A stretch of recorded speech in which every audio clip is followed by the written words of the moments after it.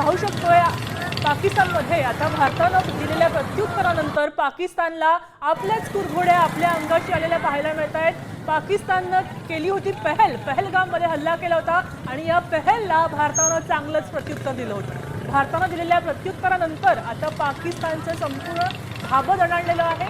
पाण्याविना अन्नाविना तिथे परिस्थिती अत्यंत बिकट झाली आहे। आता या बिकट परिस्थितीला जबाबदार धरताय तिथले स्थानिक तिथल्याच गृहमंत्र्यांना आणि त्यांनी आता गृहमंत्र्यांचं घर चाललेलं आहे। दरम्यान आपले प्रतिनिधी प्रमोद जगताप आपल्यासोबत फोन लाईनवरून जोडले गेले आहेत। प्रमोद, अधिक काय अपडेट आहे?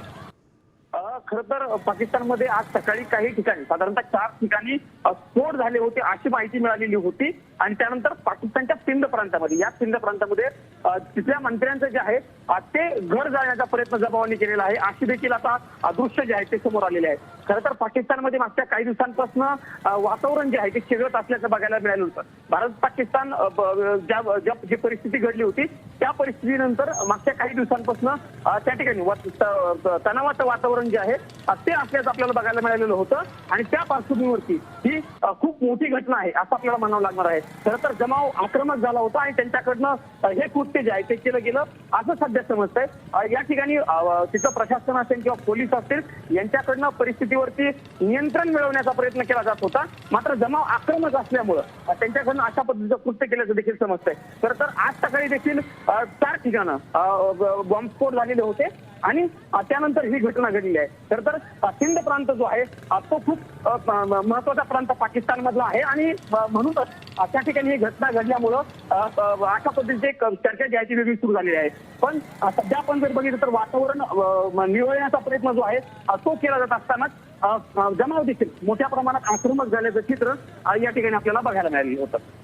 प्रबोध, मला सांगा तिथे त्या ठिकाणी झालेल्या आता या हल्ल्यानंतर हे घर चालल्यानंतर पाकिस्तानमधून किंवा गृहमंत्र्यांकडून काही प्रतिक्रिया समोर आली आहे का?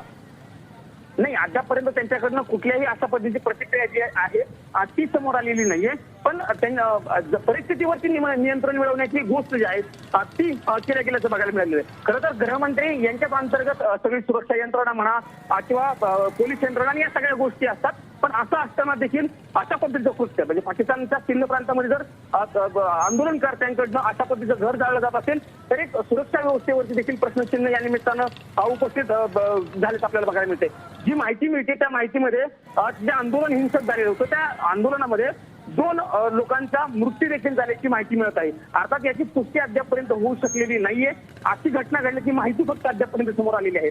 पण असं जर असेल तर हे इतकं मोठं आंदोलन होणार होतं, पुढच्या घटना अशा असेल तर इंटेलिजन्सचा खूप मोठं फेल्युअर आहे असं आपल्याला एक प्रकारे म्हणावं लागणार आहे। खरं तर पाकिस्तानच्या इंटेलिजन्सवरती वारंवार प्रश्न जे आहेत ते उपस्थित केले जातात आणि असं असताना अशी घटना जर घडत असेल तर पुन्हा एकदा त्या इंटेलिजन्सच्या प्रश्नांवरती प्रश्न जे आहेत ते उपस्थित केले जातात नाही सध्या बघायला मिळते। पण अद्यापर्यंत नक्कीच प्रमोद, धन्यवाद। आपण पाहू शकतोय की पाकिस्तानची सुरक्षा जी आपण म्हणतोय की भारतासोबत लढायला ते तयार झाले आहेत, मात्र आपल्या स्वतःच्या गृहमंत्र्यांची काळजी घेणं पाकिस्तानला जमत नाहीये।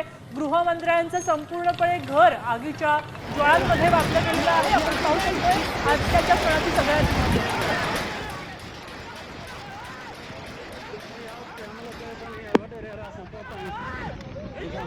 पे हमला करता नहीं वडेरे रासन पोता था ना आपको बाहर इतने कब्जा करा वडे आई काम करना आपको बाहर इतने